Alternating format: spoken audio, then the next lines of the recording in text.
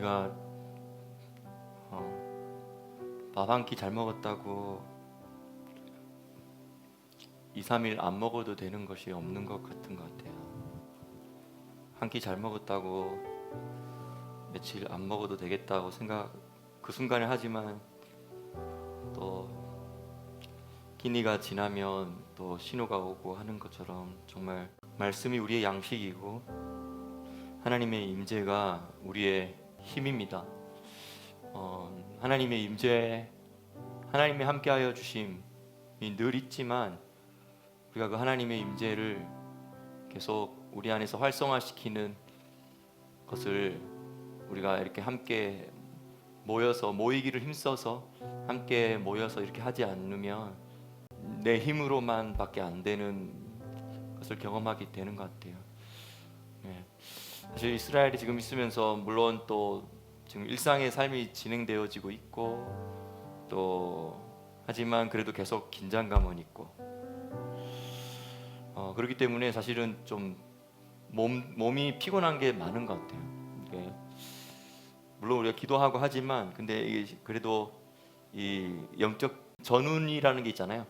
이 영적 그리고 하늘에 이 영적인 긴장감들과 이런 것들이 계속 있으니까 아무래도 그것 때문에 오는 이 몸에 에너지 쓰는 것도 많은 것 같고 그래서 쉽게 빨리 피곤해지기도 하고 네. 근데 이렇게 또 함께 모여서 기도하면 하나님이 또 새 힘을 주십니다. 그래서 정말 모이기를 힘쓰라고 모이기를 패하는 어떠한 자들의 습관처럼 하지 말고 우리 정말 따로따로 흩어져서 할 수 있는 것이 아니라 함께 모여서 모이기를 힘쓰므로 말미암아 함께 주의 이름을 부르고 함께 하나님의 임재 앞에 나아가서 나 혼자서 할 수 없는 그것을 우리가 함께 여기에 있는 55명이 함께 힘을 모아서 하나님 앞에 나아가면서 우리가 하나님으로부터 오는 힘을 얻습니다. 그래서 우리가 함께 서로 모일 수 있는 게 얼마나 소중하고 감사한지요. 사실은 목요일 날 이렇게 한번 모이지만 또 주중에 가끔씩은 번개 모임을 해서 시간 되시는 분들은 언제든지 들어오시라고 해가지고 갑작스럽게 번개 모임 해서 1시간이라도 좀 같이 기도하고 싶다 이런 생각이 들 때도 있더라고요. 근데 계획된 것도 아닌데 갑자기 또 이렇게 하면 그런가 이런 생각도 들다가 근데 아직까지는 아닌 것 같아 라는 생각도 들다가 근데 또 제가 오늘 이렇게 말이 났으니까 어느 순간 갑자기 번개 모임 칠지 모릅니다. 그래서 시간 안 되면은 못 들어오지만 또 시간 되시는 분들은 모여서 잠깐 기도 이렇게 쭉 1시간 좀 했으면 힘을 모아서 함께 힘을 모아서 기도하면 좋겠다 이런 생각이 번개같이 응답을 해주셨네요. 번개 하시라. 네, 그냥 오늘 아침에 일어나는데 계속 이 아부월에 저도 계속 아버지 하면서 제 마음 가운데 계속 하루에도 수십 번씩 계속 주님의 이름을 부릅니다. 아버지, 아버지. 꿈속에서도 부르고요. 오늘 아침에 잠깐 눈을 뜨기 바로 직전에 영어로 에베소서 5장 2절 이렇게 떠서 찾아봤는데 이 말씀이더라고요. 그리스도께서 너희를 사랑하신 것 같이 너희도 사랑 가운데서 행하라. 네. 그리스도께서는 우리를 위하여 자신을 버리사 향기로운 제물과 생축으로 하나님께 드리셨느니라. 다른 번역 성경에 뭐라 되어 있어요? 향기로운 제물과 희생 제물로. 이 개역 개정 성경은 향기로운 제물과 희생 제물로 하나님께 드리셨느니라 이렇게 되어 있는데 좀 개역 성경에서는 향기로운 제물과 생축으로. 그래서 제가 이 생축이라는 단어가 아침에 이 딱 성경을 읽는데 저는 이 개혁 성경을 딱 읽는데 생축 이래가지고 아침에 일어나서 제가 생축 하면서 했는데 제 아내가 뭐 누가 생일이야 이렇게 이야기했어요. 근데 너무 낯선 단어라서 네.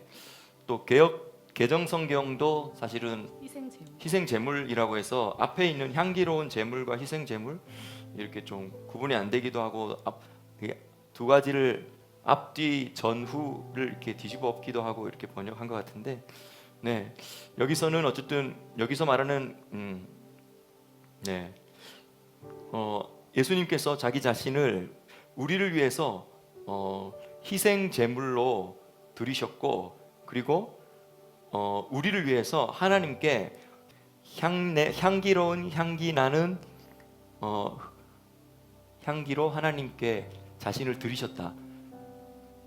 향기로운 향이 나는 냄새로 자신을 하나님께 드리셔서 하나님께서 그 향기를 맡으셨다. 이 뜻입니다. 물론 희생 제물로 자신을 드리셨다라는 뜻이 앞에 하나 있죠. 근데 그 희생 제물이라는 것과 좀 같은 것 같지만 살짝 이 표현이 느낌이 다른데요. 자신을 향기로운 냄새가 나는 향기로 하나님께 드리셔서 하나님이 그것을 맡으시게 하셨다라는 뜻이 되는 것이죠. 그래서 우리가 이렇게 하나님께 우리의 삶을 희생 번제와 같이 태워드리는 것 이것도 또 우리가 생각해야 되겠지만 내 삶이 아름답고 감미로운 향기가 되어서 하나님 앞에 올라가는 것. 그래서 주님이 그것을 흠양하시고 맡으시고 하는 이 그림을 오늘 아침에 생각하게 되었어요. 우리가 함께 모여서 이렇게 예배 드릴 때 우리의 모든 예배와 예배 가운데 드려지는 모든 기도와 우리의 마음의 소원들과 중보들이 천사가 그 기도의 향을 그대로 받들고 올라가서 주님 앞에 쌓아놓고 그리고 그것을 기다렸다가 주님께서 이 마지막 때에 주님의 뜻을 이루시기 위해서 힘있게 역사하시도록 천사들을 보내시고 또 적극적으로 주님께서 우리 삶 속에 개입하시고 적극적으로 우리가 맞이하고 있는 전쟁에 개입하시고 적극적으로 우리가 부딪히고 있는 영적인 저항감들을 겪고 있는 우리를 향하여서 주님께서 적극적으로 도우라고 명령하셔서 주님의 개입이 적극적으로 있게 하는 그 일을 하게 되는 그 일이 바로 이 향기로운 냄새로 주님께 올려드리는 이 기도의 향과 삶으로 드리는 끊임없이 아침에도 드리고 저녁에도 드리고 하나님께 올려드리는 이 기도의 향 이것을 통하여서 주님이 하시는 일이다 그 마음 오늘 아침에 주셨습니다. 그래서 다시 한번 우리가 여기 떨어져 있지만 줌을 통하여서 함께 우리의 힘을 합하는 거잖아요. 함께 힘을 합해서 한 사람 한 사람이 가지고 있는 기름 부으심을 합하는 거고 한 사람 한 사람이 가지고 있는 임재를 합하는 거고 한 사람 한 사람이 가지고 있는 은사들이 합해져서 한 사람 한 사람이 가지고 있는 기도 제목과 열정들과 영역들이 합해져서 우리가 함께 스트리밍을 만들어내고 흐름을 만들어내서 그것으로 우리가 하나님 앞에 향기로운 제물로 올려드리고 주님이 맡으시게 하는 이 일이 너무 귀하고 그래서 이 일을 위하여서 그리스도께서 너희를 사랑하신 것 같이 너희도 사랑 가운데 행하라고 했는데요. 그 다음에 이어지는 게 바로 이 향기로운 냄새를 계속 하나님 앞에 올려드리는 것에 대한 것을 그리스도께서 하셨으니까 너희도 하라 이 말과 그리스도께서 사랑하신 것과 같이 너희도 서로 사랑 안에 행하라는 말이 같이 문장 안에 묶여 있다는 거예요. 사실은 우리가 다른 어떤 방법보다도 최고로 우리가 서로 그리스도 안에 우리가 사랑을 확인하고 우리가 서로 사랑함을 확인할 수 있는 가장 귀한 방법은 하나님 임재 안에 함께 있을 때 교제하는 것입니다. 하나님의 임재 안에서 교제하는 것입니다. 하나님이 함께 하심을 느끼면서 그 안에서 우리가 서로 하나됨과 형제와 자매됨과 하나님 안에서 우리 가족됨을 우리가 느끼는 것이죠. 그리고 경험하는 것이죠. 그리고 그것 때문에 우리가 서로를 의지하고 서로를 또 지지하고 하는 것이죠. 이것이 정말 너무너무 하나님께서 받으실 만한 아름다운 향기입니다. 이것이 또한 우리가 그리스도께서 우리를 사랑하신 것 같이 우리가 서로 사랑하는 방법이라고 또 하나님께서 사도 바울을 통해서 말씀하시고 저희가 오늘 아침에 그래서 이 말씀 읽으라고 하신 것 같아요. 제가 스가랴서 말씀 나누라는 마음 계속 주셨어요. 스가랴서 1장과 2장 말씀을 나누고 그 말씀을 바탕으로 말씀을 의지하여서 기도하면 좋겠다는 생각이 듭니다. 기본적으로 우리가 이렇게 접근을 하고 이 말씀을 보면 훨씬 좋을 것 같다라는 생각이 들어요.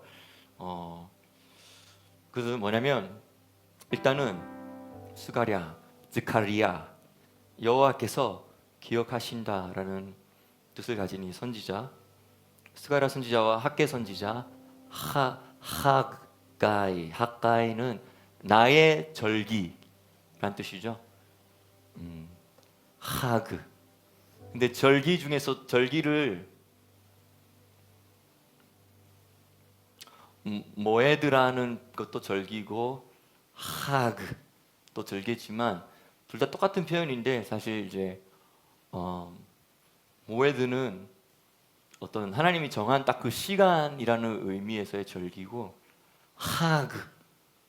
하그라는 절기는 이게 성경에서 이거 보면 번갈아 가면서 사용해요. 근데 하그라는 의미에서 절기를 쓸 때는 축제의 의미가 있습니다.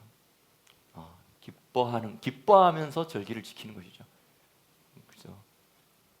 그리고 함께 기뻐할 수 있도록 분위기를 미리 세팅해주고 기뻐하지 못할 사람이 있을 것 같다 싶으면은 그 사람 기뻐할 수 있도록 분위기를 만들어주고 지원해주고 지지해주고 이렇게 해주고 나서 그 다음에 함께 다 같이 기뻐할 수 있도록 축제를 만드는 게 하그입니다. 하그.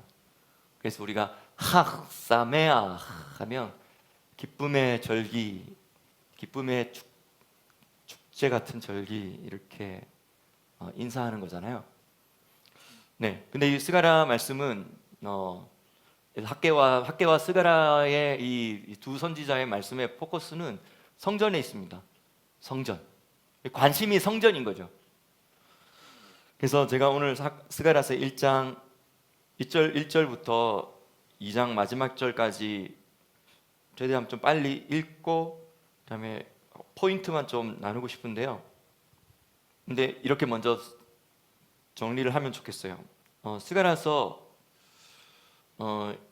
1장 1절부터 17절까지 스가랴서 1장 1절부터 17절까지는 바벨론의 포로로 잡혀가 있다가 70년 지난 후에 돌아와서 다시 성전을 짓잖아요. 그 시점에 포커스를 맞추고 있어요. 그러면 1장 18절부터 2장 끝까지는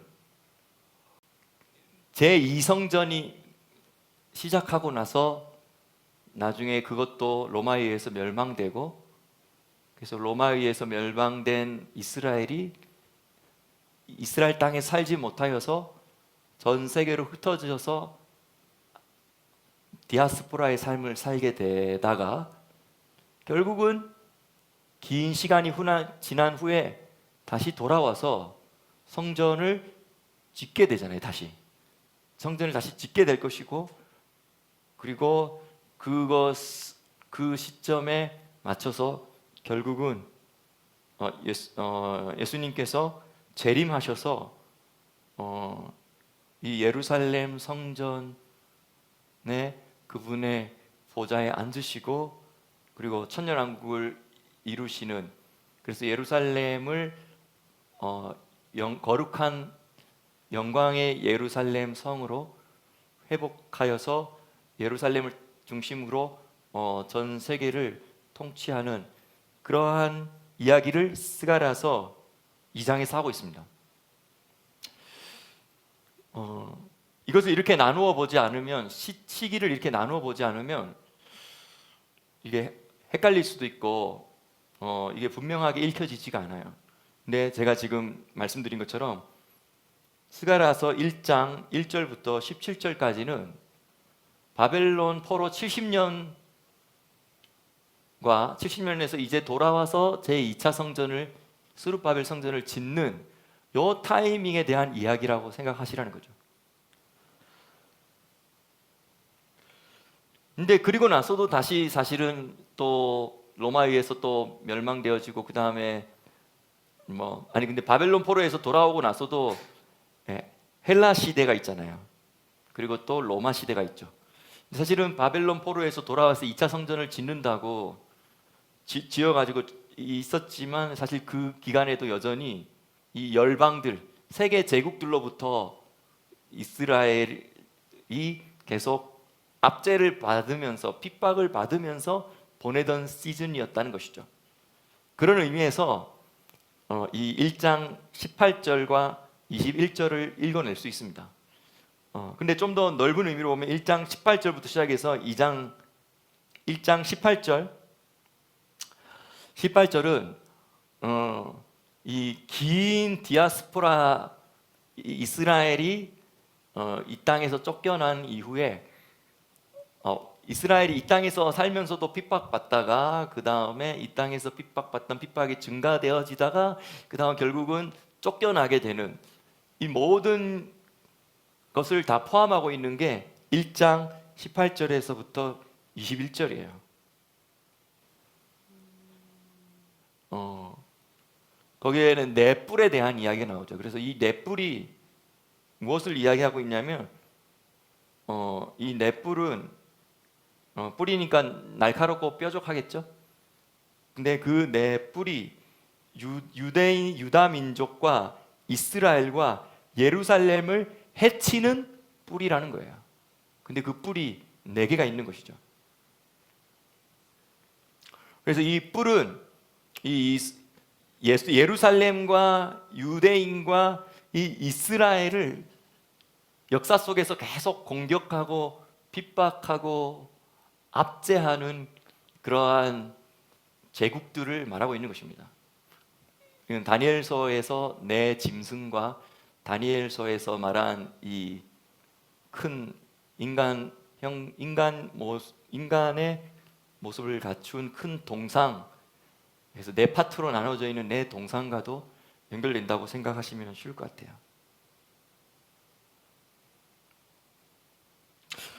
그리고 나서 2장 1절부터 2장 21절까지는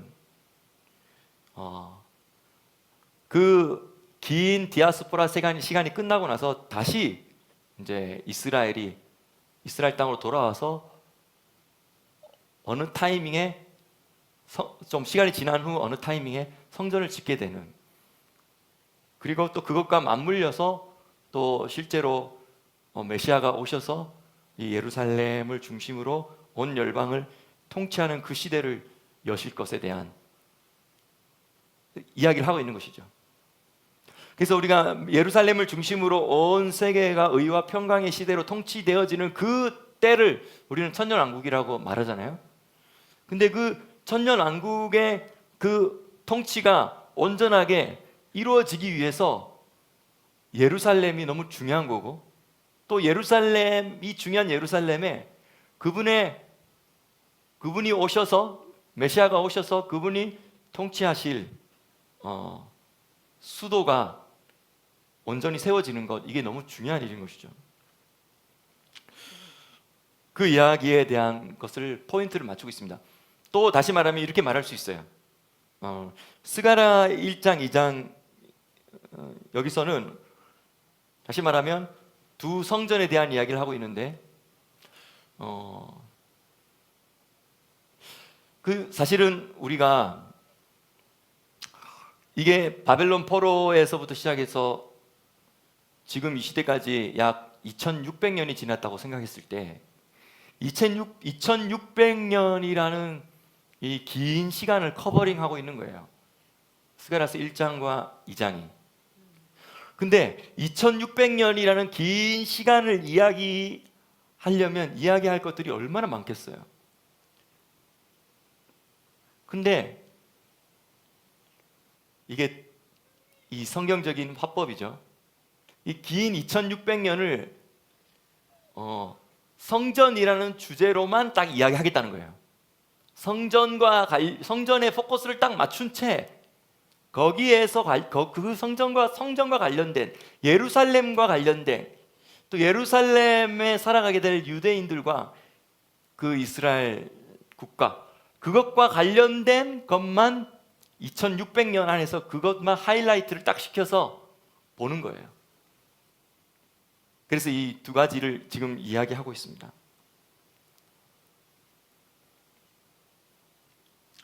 그런데 이 첫 번째 기간과 두 번째 기간, 여기서 정확하게 말하면 사실은 스가랴 선지자의 입장에서 역사적으로 보면 스가랴 선지자가 살던 시대의 입장에서 본 거기 때문에 사실은 이미 지금 솔로몬 성전은 이미 무너지고 지나간 겁니다. 그리고 여기서 말하는 두 성전이라는 것은 이제 제2성전에 대한 이야기, 스룹바벨 성전에 대한 이야기, 그 다음에 그리고 나서 다시 저 먼 2000년이 훨씬 넘은 후에 있게 될 예루살렘에 세워지게 될 천년왕국 시대 때 있게 될 그 예루살렘의 중심에 있게 될 그 성전에 대한 이야기, 이것까지 이렇게 쭉 이어지는 것이죠. 그리고 그렇다면 이 패턴이 앞에 성전이 무너졌는데 성전을 세우지 않고 자기 집 세우는데 열심인 백성들을 향하여서 왜 너희 집 지금 성전 짓는 것을 멈추고 너희 집 꾸미는 것만, 너희 집 데코레이션 하는 것만 이렇게 열심히 하고 있느냐? 이게 바로 학개 선지자의 이야기거든요. 똑같은 시대에 활동했던 학개 선지자죠. 스가랴 선지자와 같이. 근데 지금 이 스가랴 선지자는 지금 그 이야기를 하는 겁니다. 이 성전 시대를 그래서 이 패턴이 앞에 이야기하던 패턴 1장 1절부터 17절까지 이야기하는 성전 중심에 대한 이야기와 또 2장 1절부터 13절까지 또 다른 성전에 대한 이야기, 이것이 시기적으로는 2000년이 나는 시기에 시간의 간격이 있지만 근데 그 패턴이나 내용에 보았을 때는 비슷하게 반복되어지는 이야기들이 있다는 것도 우리가 지금 생각하고 이걸 보는 겁니다. 그래서 1장 1절부터 6절까지 제가 한번 읽습니다. 다리오 왕 2년 8월에 여호와의 말씀이 이또의 손자 베레기야의 아들 선지자 스가랴에게 임하니라 가라사대, 나 여호와가 무리의 열조에게 심히 진노하였느니라. 그러므로 너는 무리에게 고하기를 만군의 여호와께서 이처럼 이르시되 너희는 나에게로 돌아오라. 나 만군의 여호와의 말이니라. 너희는 나에게로 돌아오라. 그리하면 내가 너희에게로 돌아가리라. 나 만군의 여호와의 말이니라. 여기서는 하나님의 백성들이 하나님께로 돌아오라고 회개를 촉구하고 있어요. 이 패턴이 이 앞에 성전에 대한 이야기를 하는 것에서 이야기하고 있지만, 여호와께 돌아오라는 패턴을 이야기하고 있지만, 똑같이 이제 천년 왕국이 세워지기 바로 직전에 또 이 패턴이 있는 것입니다. 여호와께 돌아오라고. 그리하면 나도 너희에게 돌아가리라 하면서 이스라엘 백성에게 외치라는 겁니다. 지금 우리가 이제 좀 계속 기도해야 될 포인트를 놓지 말고 기도해야 될 것은, 저는 이렇게 생각해요. 전쟁이 일어나지 말게 해주세요. 이것도 중요한 기도일 수 있지만,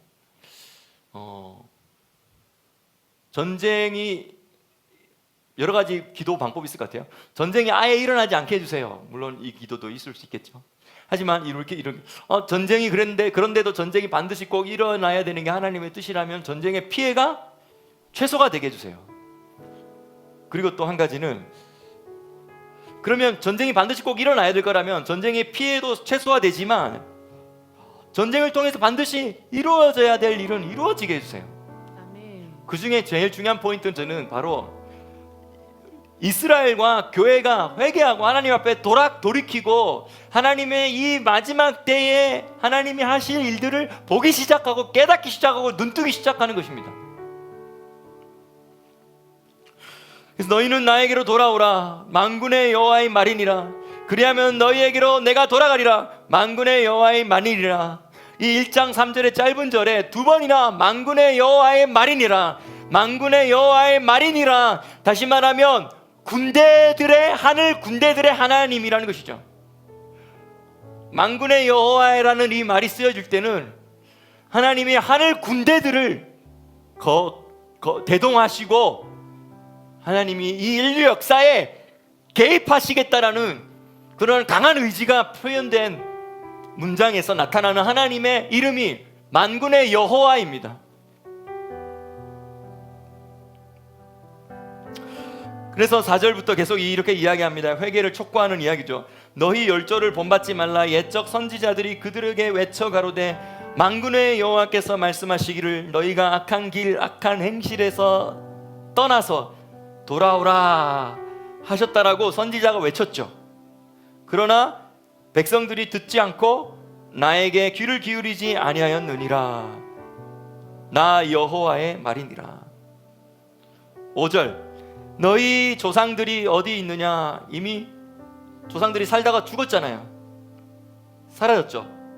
선지자들이 영원히 살겠느냐. 선지자들도 그때 외치다가 그때 생존하다가 또 사라졌다는 것이죠. 근데 뭐만 남았냐면 내 말과 내 율법과 내 말에 내가 명령한 법례들은 여전히 남았다는 것이죠. 6절, 내가 종 선지자들에게 명한 나의 말과 나의 율례들이 어찌 너의 열조에게 임하지 아니하였느냐. 그러므로 그들이 돌이켜 이르기를 만군의 여호와께서 우리의 길대로 우리의 행위대로 우리에게 행하시려고 뜻하신 것을 우리에게 행하셨도다 하였다 하셨느니라. 이 문장이 조금 애매한데요, 그냥 이렇게 말로 풀어 설명하면 좋을 것 같아요. 선지자들이 돌아오라고 막 했는데 이 백성들이 돌아오지 않고 하다가 결국은 예를 들어서 신명기 28장 이나 레위기 26장, 너희가 순종하면 이렇게 되고 불순종하면 이렇게 저주가 7배가 임하고 7배가 임하고 이런 것들을 이야기했었는데, 결국은 계속 불순종하고 듣지 않고 선지자 말에 회개하지 아니하고 이렇게 하다가 갈 때까지 가다가 결국은 그들이 가던 길대로 그 길과 그들이 행한 행위에 따라서 하나님께서 말씀하신 대로 그들에게 심판하시고 징계하셨다는 거예요.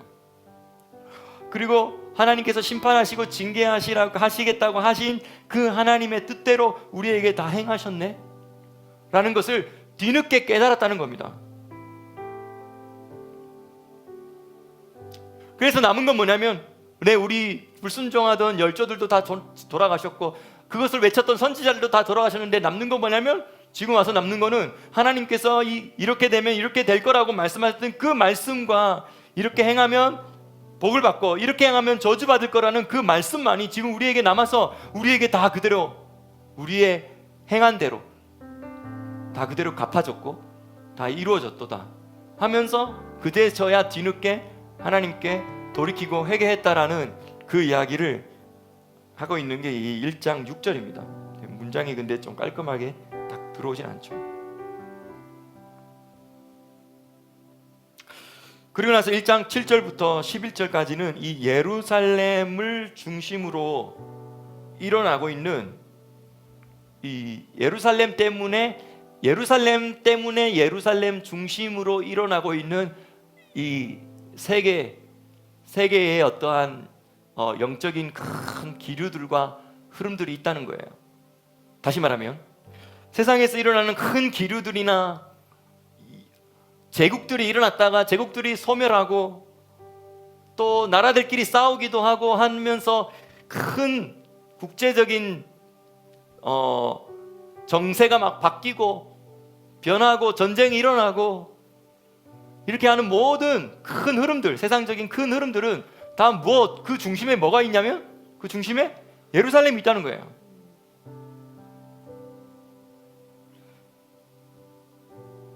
근데 그 중심에 이 예루살렘 때문에 일어나는 세계 정세의 큰 흐름들과 세계 정세의 큰 흐름의 변화들이다.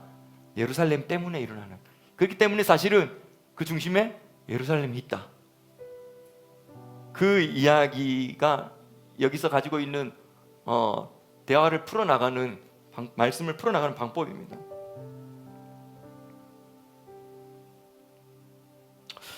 그래서 7절부터 11절까지 보면 다리오 왕 2년 11월 곧 스밧월 24일에 iddo의 손자 베레기야의 아들 선지자 스가랴에게 여호와의 말씀이 임하여 이르시니라. 내가 밤에 보니 사람이 붉은 말을 타고 골짜기 사이에 있는 화석류 나무 사이에 섰고 그 뒤에는 홍마와 자색말과 백마가 있기로 내가 가로되 내 주여 이들이 무엇이니까?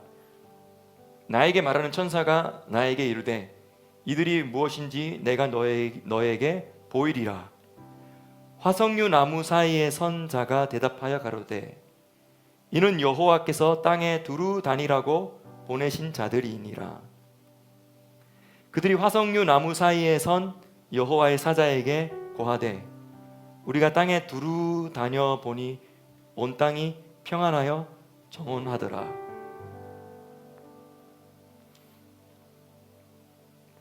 (12절) 여호와의 사자가 응하여 가로되 만군의 여호와여 여호와께서 언제까지 예루살렘과 유다 성읍들을 긍휼히 여기지 아니하시려나이까? 이를 노하신 지 70년이 되었나이다. 여기까지.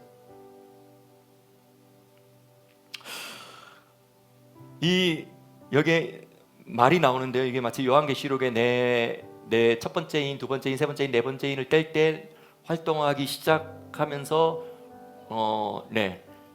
전 세계의 큰 어떤 분위기를, 세계적인 분위기를, 국제적인 분위기를 세팅해 놓는 이 네 말에 대한 이야기가 요한계시록 6장에 나오는데 그 내용상은 똑같지 않지만 패턴은 똑같은 거죠. 다시 말하면 이 스가랴서에서 나오는 이 말들은 지금 세상을 두루 다니다가 다시 예루살렘으로 와가지고 보고를 하는 거예요. 근데 세상을 두루 다녀 보니까 세상은 오히려 평안하다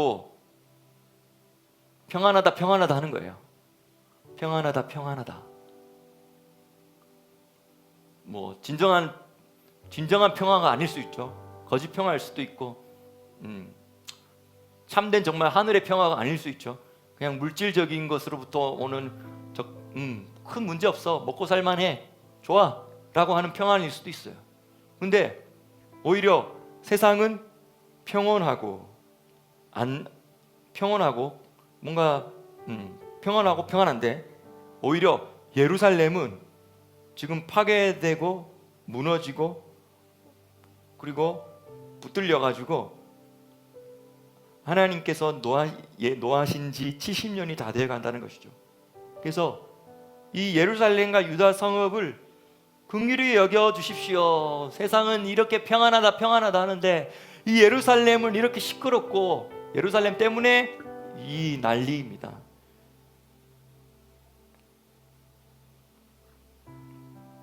여기서 우리가 화석류 나무가 나오는데요.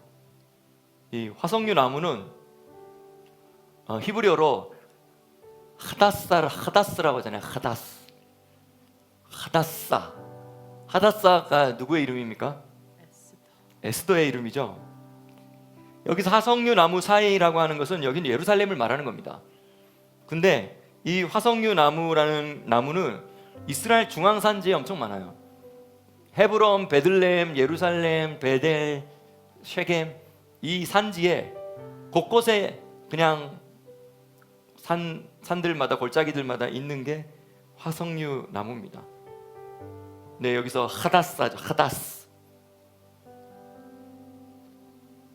올리브 나무를 제외하고는 가장 많은 나무입니다. 그래서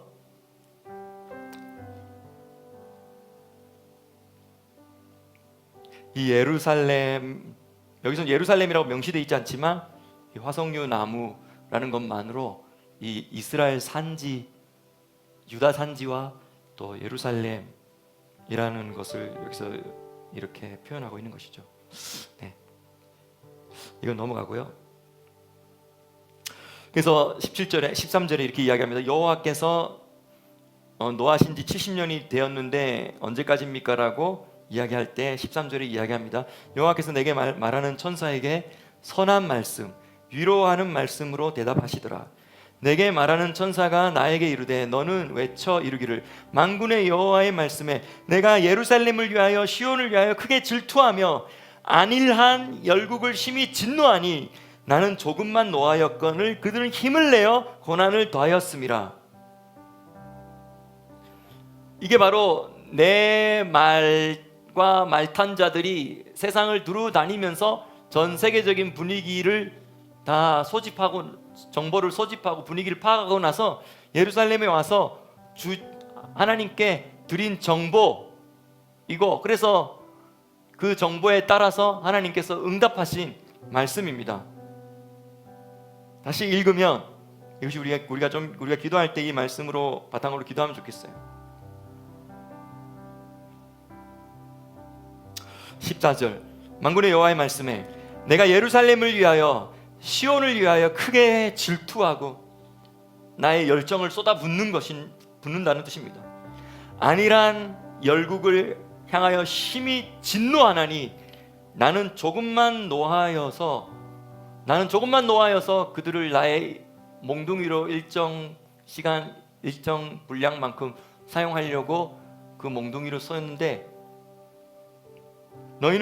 그들은 힘을 내어서 고난을 더하였다는 것이죠.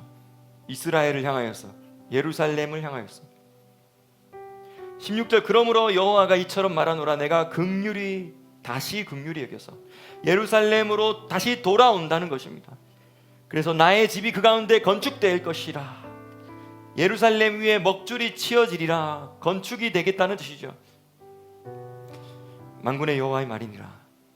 17절 다시 외쳐 이르기를 만군의 여호와의 말씀에 나의 성읍들이 넘치도록 다시 풍성할 것이라. 성전만 지어지는 것이 아니라 성전 주변에 있는 가옥들도 다시 함께 지어져서 거기에 다시 사람들이 살기 시작하는 그 그림을 이야기하면서 여호와가 다시 시온을 위로하고 다시 예루살렘을 택하리라. 이 사건 후에 제2성전이 지어집니다.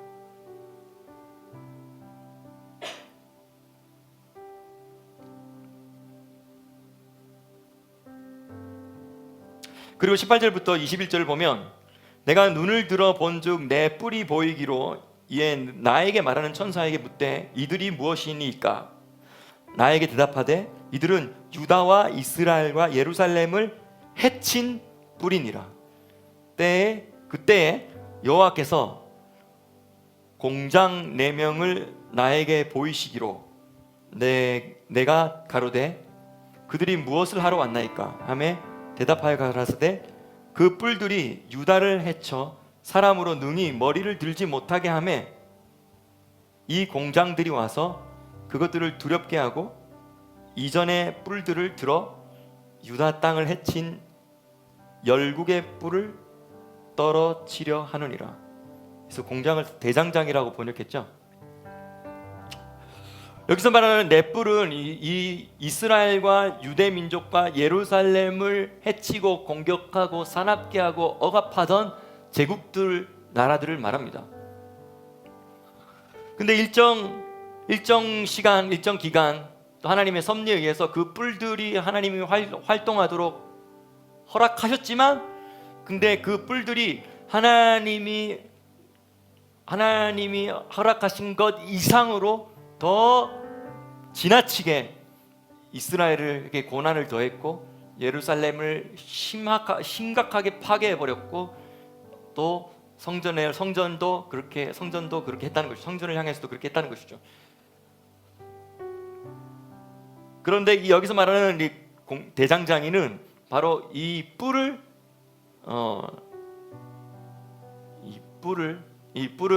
이제 철로 만들어진 쇠나 철이나 동이나 이런 것들로 만들어진 것들을 봐요. 금, 은, 동, 철, 그렇게 뾰족하게 만든 뿔인 거죠. 공격용 뿔인 거죠. 근데 이 대장장이가 와서 이 뿔을 무너뜨리고 없애고 그들을 무력화시키고 하는 그 일들을 이야기하고 있습니다. 이것은 18절부터 21절까지는 짧지만 이 예루살렘의 역사 2000년이 넘는 긴 예루살렘의 역사를 표현하고 있어요. 그리고 2장 1절, 내가 또 눈을 들어 본즉 한 사람이 청량줄을 그 손에 잡았기로 너가 어디로 가느냐 물은즉 나에게 대답하되 예루살렘을 청량하여 그 장과 광을 보고자 하노라 할 때 나에게 말하는 천사가 나아가매 다른 천사가 와서 그를 맞으며 이르되 너는 달려가서 그 소년 천사에게 고하여 이르기를 예루살렘에 사람이 거하리니 그 가운데 사람과 육축이 많으므로 그것이 성곽 없는 촌락과 같으리라. 여호와의 말씀에 내가 그 사면에서 불성곽이 되며 그 가운데서 영광이 되리라. 아멘. 이 측량하는 이야기가 나오는 것은 건축과 관련된 부분들이기 때문에 측량하는 이야기가 나오겠죠. 그리고 또 이렇게 생각할 수 있습니다. 이것이 요한계시록 11장에도 나오는데요. 성전을 측량하라, 안뜰을 측량하라, 성전 안에 있는 사람들을 측량하라, 그 경배자들을 측량하라.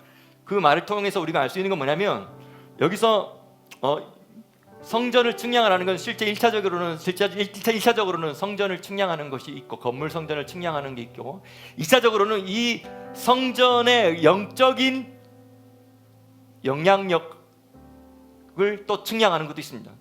그리고 또 3차적으로는 이 성전과 연결되어진 모든 이 중앙 성전과 연결되어진 모든 이 성전인 존재들까지도 다 함께 측량하라는 뜻이 있는 겁니다. 그래서 요한계시록에도 성전과 그 안뜰과 그 성전 안에 있는 경배자들을 측량하라는 거죠.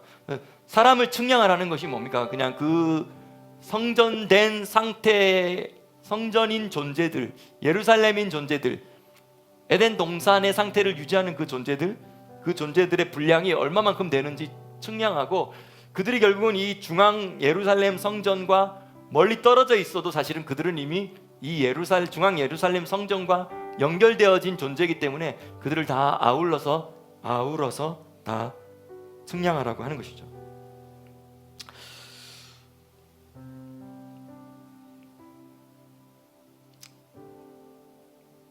그런데 결국은 이 청량을 하는 천사에게 이렇게 선포하고 말하는 것입니다. 그 사면에 불성곽이 되어 주시는 여호와께서 불성곽이 되어 불로 그 성벽이 친히 되어 주신다는 것이죠. 여호와께서. 그리고 그 가운데 영광이 친히 되어 주시는 그러한 장면들을 바라보면서 이 성전이 증가되어지고 성전이 자라고 성전이 확장되어지고 하는 그러한 환상들을 바라보면서 그 최종 단계의 모습이 이렇게 될 거라는 것을 선포하신 것이죠. 6절에 여호와의 말씀에 내가 너를 하늘의 사방 바람같이 흩어지게 하였거니와, 여기서 이제 내가 너를은 여기는 이스라엘을 말하는 것이죠. 내가 너를 하늘의 사방 바람같이 흩어지게 하였거니와, 디아스포라를 말하는 것이죠. 이제 너희는 북방 땅에서 도망할지니라. 러시아에서 알리하는 그런 이미지들도 생각해 볼 수 있을 것입니다. 그리고 바벨론 성에 거하는 시온아, 이제 너는 피할지니라. 네, 원래 시온은 예루살렘이잖아요. 근데 바벨론 성에 거하는 시온은 뭡니까? 이 시온은, 여기서 말하는 시온은 이스라엘 민족을 말하는 것이죠. 그 여러분 에스겔서 11장에 보면 미식한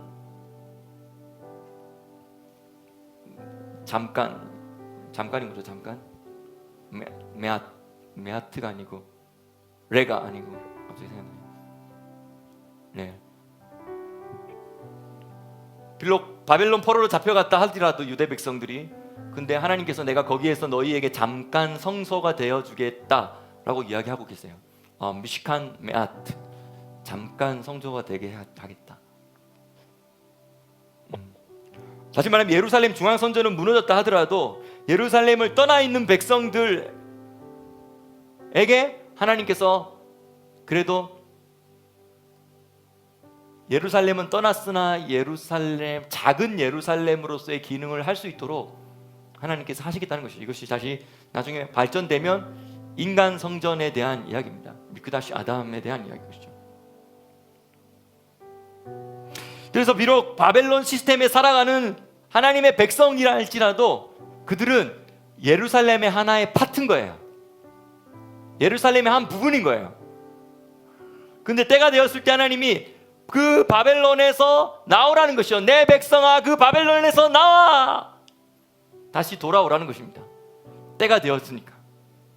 그래서 바벨론 성에 거하는 시온아, 이제 너는 피하라. 그 바벨론에서 떠나서 다시 이제 돌아오라는 것이죠. 8절, 만군의 여호와께서 이같이 말씀하시되 너희를 노략한 열국으로 영광을 위하여 나를 보내셨나니 무릇 너희를 범하는 자는 그의 눈동자를 범하는 것이라. 여기서 만군의 여호와께서 말씀하십니다. 여기서 말하는 이 너희는 하나님의 백성들이죠. 너희가 이 이방 땅에, 열방에 흩어져서 살면서 너희가 노략당했다는 것이죠. 근데 그 너희를 노략한 그 열국으로 만군의 여호와께서 나를 보내셨다는 것입니다. 여기서 나는 누구죠? 여기서 만군의 여호와도 하나님이고 여기서 나도 하나님입니다. 다시 말하면 여기서 만군의 여호와는 어떻게 보면 하나님 아버지라고 말할 수 있겠죠. 또 삼위 하나님이라고도 말할 수 있겠죠. 근데 여기서 만군의 여호와께서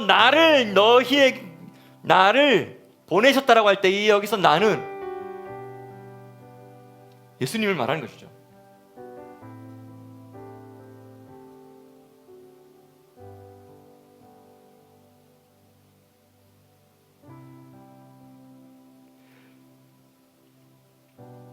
그런데 너희를 범하는 자는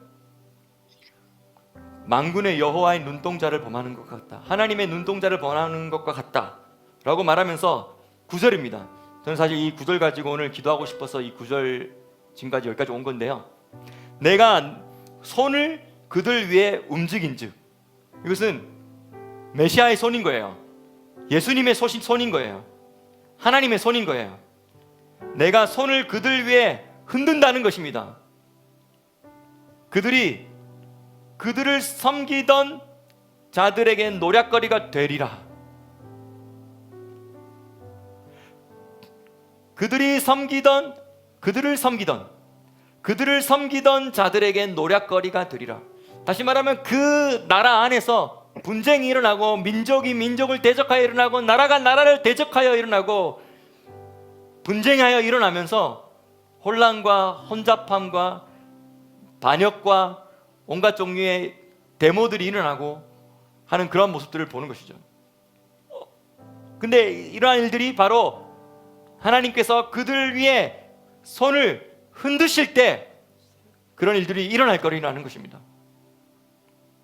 근데 그런 일들을 일어나는 것을 볼 때 이스라엘이 그 일들을 보게 될 거라는 거예요. 그리고 그런 일들을 볼 때 이스라엘이 만군의 여호와께서 예슈아를 보내셨음을, 만군의 여호와께서 예슈아를 보내셨음을, 예슈아가 참 하나님이심을, 예슈아가 메시아이심을 그들이 보게 될 거라는 것입니다. 이 전쟁에 적극적으로 개입하시는 그 하나님의 개입을 그들이 보고 경험하게 될 때 그들이 눈이 뜨여지기 시작하여서 예수님이 참 하나님이심을, 아들을 보내신 그 아버지가 그 아들을 보내셨는데 이것을 그들이 이해하고 그것에 대해서 눈을 뜨게 될 거라는 것입니다. 그래서 여호와의 말씀에 시온에 따라 노래하고 기뻐하라. 이는 내가 임하여 너희 가운데 거할 것임이라. 그날에 많은 나라가 여호와께 속하여 나의 백성이 될 것이요. 이스라엘만이 아닌 거죠. 열방의 많은 나라들 가운데 여호와께 속하여서 하나님의 백성 될 자가 많을 것이라는 것입니다.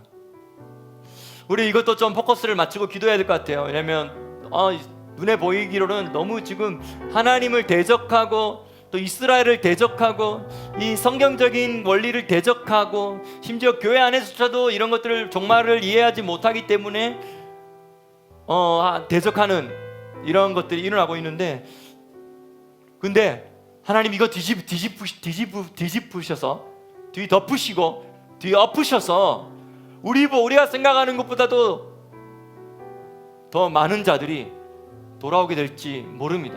저는 오늘 아까 앞에 찬양할 때 이런 생각 들었거든요.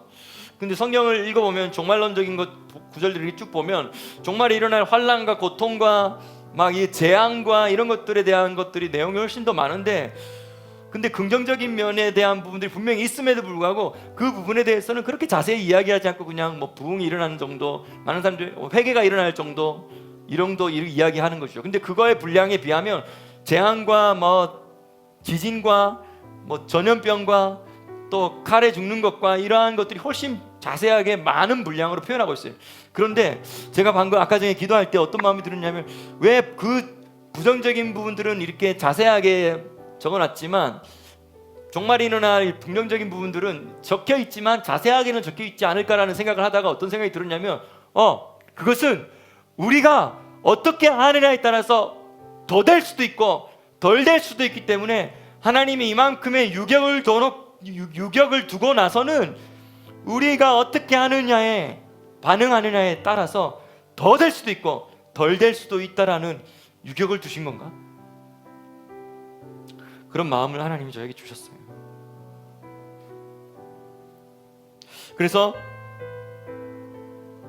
11절, 그날에 많은 나라가 여호와께 속하고 나의 백성이 될 것이고 나는 그 가운데 거하리라. 너희 가운데 거하리라. 이스라엘 가운데 거하리라. 너가 만군의 여호와께서 나를 너에게 보내신 줄 그때 알리라. 그때 예슈아가 하마시아인 것을 너희가 보게 되고 알게 되리라. 여호와께서 장차 유다를 취하여 거룩한 땅에서 자기 소유를 삼으시고 다시 예루살렘을 택하시리니 무릇 혈기 있는 자들이 여호와 앞에서 잠잠할 것은 여호와께서 그 성소에서 일어나심이니라 하였더라. 이 모든 일들을 이루시기 위해서 첫 발걸음은 뭐냐면 바로 하늘 보좌에 앉으신 예수와께서 그 하늘 보좌에서 일어나시고 만군 만천군 천사들을 데리고 대동하시고 그 높은 하늘에서부터 출발하시는 것입니다. 시내산을 밟으실 것이고 감람산으로 행진하실 것이고 그리고 예루살렘으로 입성하실 것입니다. 이 모든 일들에 지금 것들이 뭔가 시간이 딱 걸려져서 이제 돌아가는 듯한 소리를 우리가 듣고 있습니다. 우리는 그것은 땅에서 일어나는 조짐들을 보면서 우리는 그것들을 체크하고 있습니다. 근데 우리의 영적인 감각으로는 이것은 땅에서 이런 일들이 일어나는 것은 이미 하늘에서 먼저 이 어떠한 일들이 일어났기 때문이라는 걸 우리가 아는 것이고요. 그리고 이 땅과 가까운 하늘에서도 땅과 가까운 이 하늘에서 이미 이 땅에 전쟁이 일어나도록, 분쟁이 일어나도록 이렇게 조작하는 것들도, 조정하는 것들도, 컨트롤하는 것도 있지만, 이것보다 더 높은 하늘로 올라가면 그것은 바로 이 종말의 때를 시작하시려고 주님께서 이미 발걸음을, 천군들의 움직임과 발걸음들을 지금 운행하고 계시기 때문에 낮은 하늘에서도 그렇게 움직이는 것이고 이 땅에서도 그런 일들이 일어나는 것이라고 우리가 이해합니다. 그래서 이 시간에 우리가 이 구절 말씀을 선포하고 싶은데요, 내가 손을 그들 위에 흔든즉 그들이 자기를 섬기는 자들에게 노략거리가 되리라. 이것이 하나님께서 말씀하신, 우리들에게 주신 전략인 것 같아요. 하나님, 그 손을 흔드십시오. 그래서 우리가 이 시간 기도할 때, 우리의 손을 흔들 때, 여러분 앞에 혹시 세계 지도가 있거나 하면 흔드시고, 없어도 여러분 지금 여러분의 기도 안에서 그 여러분의 영혼이 이 세계 지도를 펼쳐 놓으시고, 여러분들이 지금 기도하실 때 흔드십시오. 여러분들이 흔드실 때 주님의 손이 같이 흔드십니다. 그리고 주님의 손이 그 위에 움직이기 시작할 때 그들이 혼란에 빠지고 그들이 자기를 섬기는 자들에게 오히려 노략거리가 되게 하시겠다고 하나님이 말씀하셨습니다. 이것은 만군의 여호와의 말씀입니다. 그리고 이러한 일들이 일어나는 걸 볼 때 교회가 하나님을 더, 예수 그리스도를 더 인식하게 되기 시작하고, 이스라엘이 예수와를 더 깨닫기 시작하게 될 거라고, 눈을 뜨게 시작하게 될 거라고 이야기하십니다. 시간 다 같이 우리의 손을 흔들면서 하나님 앞에 반응하고 기도하면 좋겠습니다. 이 모든 시간들과 이 모든 진행되어지는 일들을 통하여서 당신의 뜻을 이루소서. 그것이 전쟁이라 할지라도 주님의 뜻이 하늘에서 이루어진 것처럼 이제 이 땅에서 이루어지게 하소서. 영원히 함께 하시네. 존귀하신 사랑의 왕, 영원히 통치하시네. 찬양하리 만군의 주, 영원히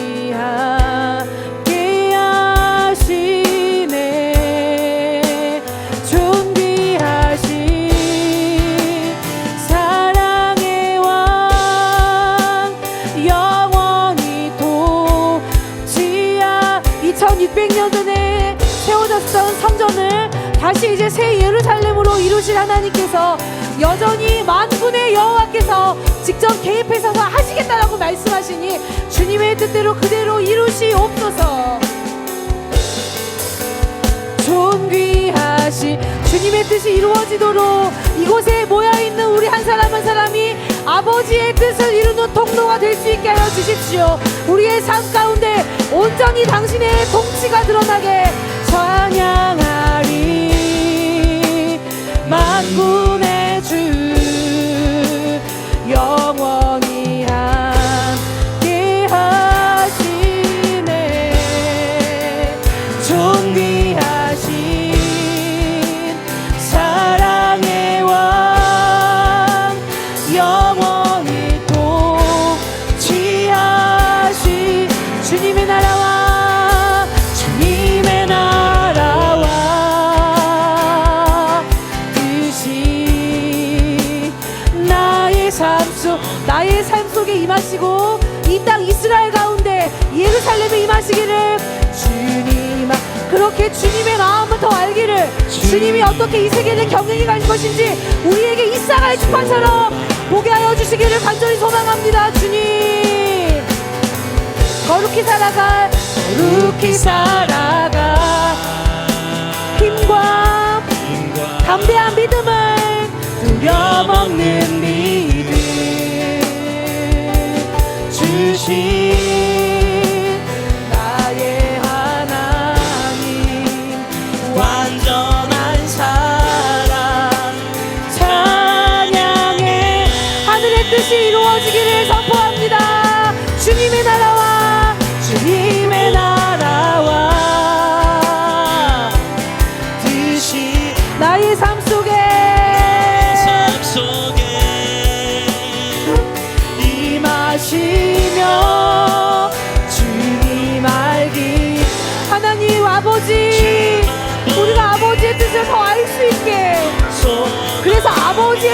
기도하게 하십시오.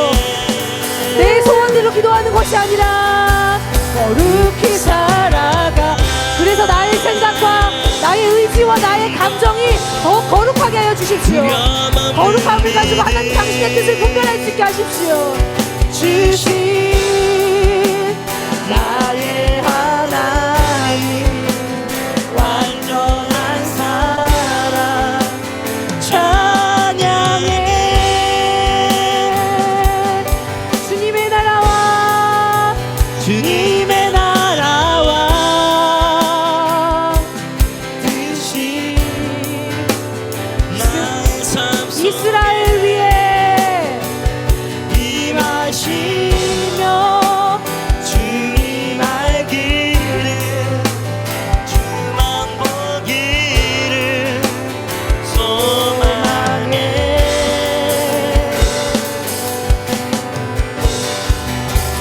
거룩히 살아갈 힘과 두려움 없는 믿음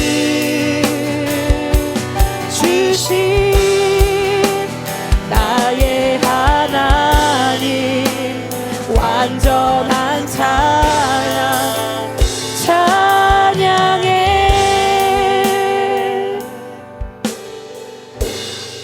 맨 처음에 진리의 집을 세울 때 2017년에 세울 때 하나님이 저한테 이렇게 기도하게 시키셨어요. 그것은 뭐냐면 하나님 어제의 기름 부음이 아니라 오늘의 새로운 기름 부음을 부어 주십시오. 이렇게 기도했어요. 그리고 정말 하나님께서 매일 새롭게 기름을 부어 주셨는데 그걸 어떻게 알 수 있었냐면 우리의 예배가 매일이 달랐어요.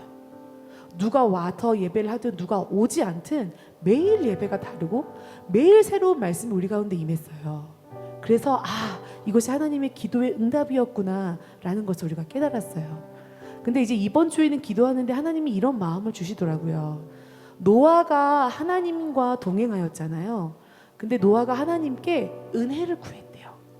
그 히브리어 원어에 보면 노아가 여호와께 은혜를 입었더라 이렇게 한국말로는 설명되어 있는데요. 히브리어에는 노아가 하나님의 그 두 눈 사이에서 은혜를 구했더라. 계속 하나님께 은혜를 구한 거예요. 근데 지금 노아의 때잖아요. 근데 하나님이 저한테 이런 마음을 주시더라고요. 매일 새로운 은혜를 구해라. 어제 하나님 나에게 은혜를 주시고 나에게 뭔가 이렇게 새롭게 깨닫게 하시고 하셨잖아요. 근데 오늘은 오늘의 새로운 은혜를 하나님이 부어주고 싶으시대요. 그게 아버지의 마음이래요. 그러니까 너는 노아가 그랬던 것처럼 오늘 새로운 은혜를 부어주세요라고 기도하라고 하나님 그렇게 마음을 주시더라고요. 매일 새로운 은혜를 부어주시겠대요. 그리고 그 은혜로 우리가 이 마지막 때를 살아갈 수 있는 힘을 주겠다고 약속하십니다. 아멘. 그래서 이번 주 오전에 진리집에서 예배할 때 제가 그래서 이렇게 기도했거든요. 그래서 여러분들 오늘부터 매일 기도할 때요. 그 예레미야가 성전이 다 회파된 다음에 슬픈 노래를 불렀잖아요. 그래서 아부월 9일 다음 주 화요일이 아부월 9일인데 그날은 예레미야 애가서를 읽는 날이에요. 성전이 무너진 다음에 예레미야가 정말 슬픈 노래를 기도를 올려드렸을 때 특별히 3장 예레미야가 전체 5장인데 중간에 3장에 보면 막 그 내쑥과 담즙 고통 가운데서 예레미야가 소망을 노래해요. 근데 이렇게 얘기하죠.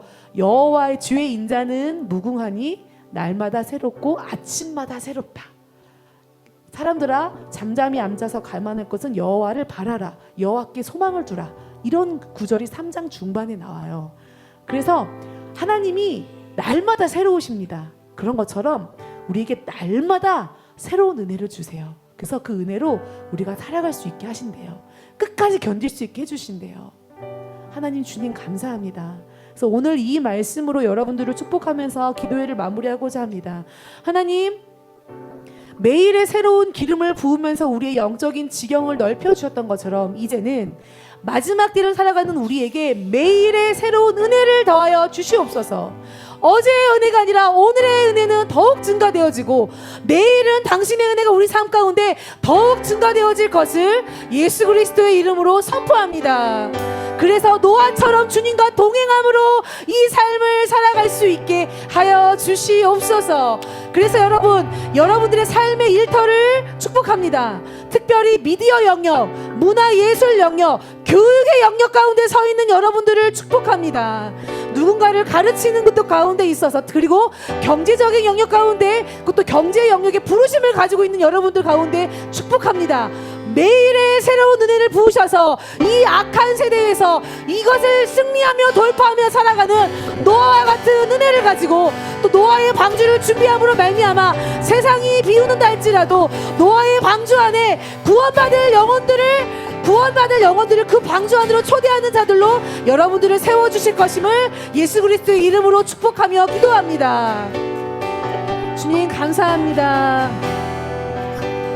나의 하나님, 완전한 사랑 찬양해. 그 완전한 사랑으로, 여호와의 인자하심으로 우리와 함께 하시는 주님 감사합니다. 주께 감사하세. 그는 선하시며 그 인자하심이 영원함이로다. 아멘. 예수 그리스도 이름으로 예배하고 선포하였습니다. 주님께 영광 올려드립니다. 감사합니다. 감사합니다. 주님의 선하심으로, 인자하심으로 오늘도 우리가 예배 가운데 승리하였고 돌파하였습니다. 너무 감사합니다. 혼자서 예배할 때도 하나님의 은혜가 너무 큰데요, 같이 예배할 때는 말로 할 수 없을 정도로 쏟아부어져요. 그래서 많은 분들이 저에게 이런 격려와 힘을 주세요.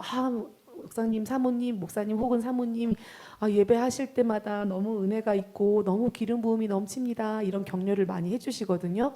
근데 그런 것은 제가 여러분들과 함께 예배할 수 있기 때문입니다. 그래서 처음에 진리의 집 중보 예배는 10몇 명으로 시작해서 지금 이렇게 많은 수가 매주 함께 하시게 됐어요. 그래서 그것을 처음부터 지켜주셨던 우리 또 중보자 분들이 계시고, 또 뒷부분에 또 계속 함께, 지금 계속 스쿨이 진행될 때마다 계속 함께 더하여지면서 우리의 영역들이 더욱, 이 영적인 것들이 계속 깊어지고 넓어져 가는 것을 느낍니다. 그리스도 안에서 함께 세워져 감을 입을 수 있어서 너무 감사합니다.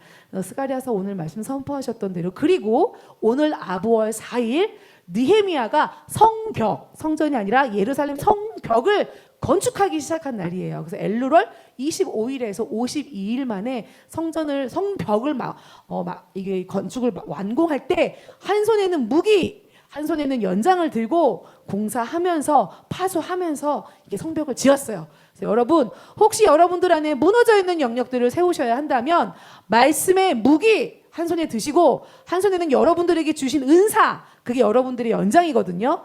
중보일 수 있고, 예배일 수 있고, 기도일 수 있고, 또는 섬김일 수 있고, 뭐 여러 가지, 치유일 수 있고, 여러 가지일 수 있어요. 그것을 들고 열심히 우리 새 예루살렘의 성벽을 하나하나 쌓아 올리는 이번 기간 되기를 축복합니다. 선포합니다. 네, 그래서 사실 저도 이번 주에 느헤미야 말씀을 저번 주부터 계속 읽고 묵상했는데요. 여러분들도 좀 그런 시간들을 가지셨으면 좋겠다고 권면해 드리고요.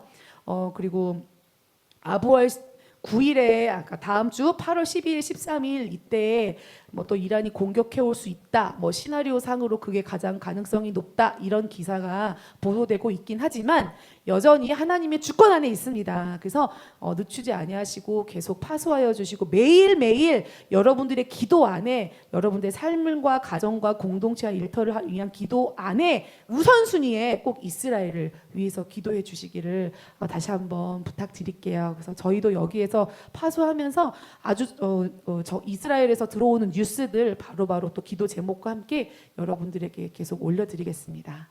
네, 너무 감사하고, 지금 저희가 이번 주에 새롭게 하나 알게 된 사실이 있는데요. 아부월 1일부터 9일까지 유대인들은 9일 동안 금식을 하는데 뿔리가 아니라 고기 금식을 한대요. 제가 몰랐어요. 저 10년 살았는데 그거 몰랐어요. 아부월 9일에만 금식하는 줄 알았어요, 뿔리. 근데 이제 아부월 9일은 전체 금식을 하고요. 1일부터 9일까지는 고기를 안 먹는데요. 그러니까 이제 뭔가 이렇게 축제? 뭐 기쁨 이런 거를 모든 걸 다 이렇게 내려놓는 그런 의미가 있는 것 같아요. 그래서 이제 유대인들은 이제 이 시간 특히 지금 전쟁이 막 이렇게 긴장이 있으니까 더 그런 시간들 갔나 봐요. 그래서 식당에 고기 파는 식당들은 다 손님이 없더라고요. 예. 그래서 계속 우리가 겸비하고 겸손하게 회개함을 이스라엘의 죄를 교회의 죄를 우리가 끌어안고 기도하면서 이 성전을 세우기를 또 성벽을 세워 나가는 그런 아부월 될 수 있기를 소망합니다. 오늘도 2시간 반 동안 아주 늦은 시간까지 너무너무 애써 주셨어요. 감사합니다. 여러분들 너무너무 사랑하고 축복해요. 고맙습니다.